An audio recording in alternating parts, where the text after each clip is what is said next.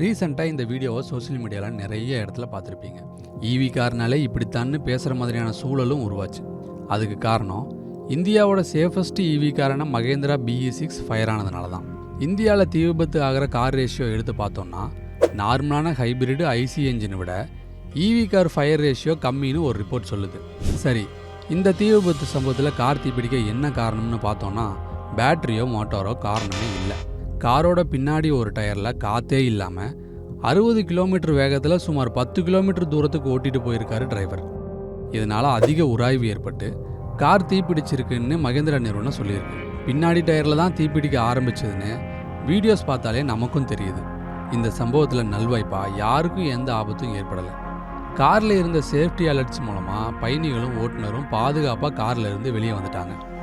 என்னதான் காரில் பாதுகாப்பு அம்சங்கள் இருந்தாலும் காரில் இருந்து வர்ற எச்சரிக்கைகளை ஓட்டுநர்கள் சீரியஸாக எடுத்துக்கணும். இல்லைன்னா கோவிந்தா கோவிந்தா.